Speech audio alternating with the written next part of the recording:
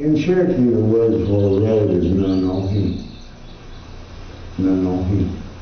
And these roads, these paths, these byways, these places where people have traveled, were actually much, much more important and much, much older than anybody could really imagine. The way in which they marked them, the bending of trees, the rocks, the rock cairns, were essentially very, very old markers. The markings of these places along the way were not just markings of the trail, but markings of specific places or pointing to specific areas. And these markers and these roads were not just markers from one side of the mountain to the other, but were actually a part of a great highway system that allowed people from many tribes to interact with each other. And there was an inordinate amount of trade going on. Things have been found in various places in other parts of the country that are only intrinsic to these mountains.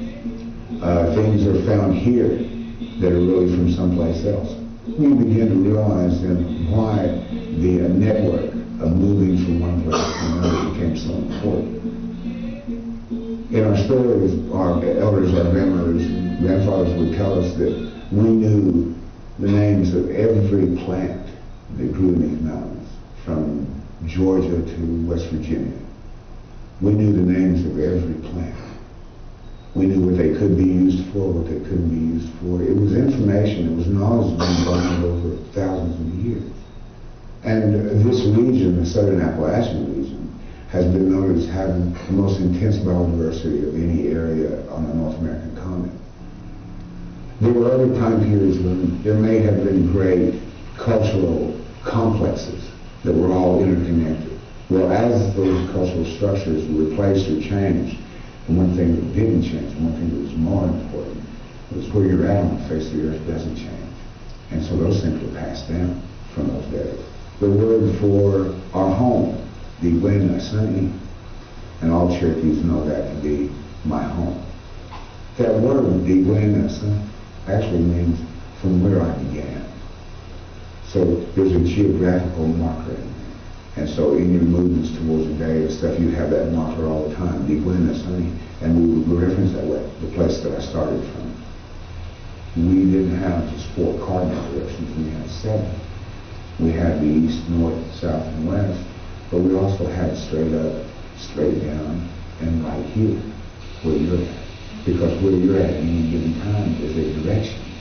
It's a direction from another place. And it's encoded in the language. It's all interconnected, and it leads to our concept of why these roads and why these pathways were important. It tells us who we are. It tells us where we're at any given time, not only just on the face of the earth, but in the universe. And I think that these roads were an essential marker, not just for one place to another, but markers for who people were and what their purpose was. And it was a reminder as you move across these geographical areas of who you were and what you were and what your purpose was. And in this way, then you were constantly being reminded then of this way in which you're supposed to live. So all of these crooked roads, all of these very complex systems that moved around were essentially, in our mind, very straight roads, almost as if they were in a straight line.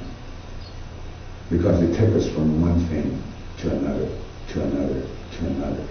And the purposes of movement across these places then was an accomplishment and one goal met, one particular responsibility completed. It's not just a wide place. It's not just a place to walk. Along that road was not just a road from one town to another. Along that road was the road of life. It was the road of understanding about where you were at, who you were in a great picture of the universe.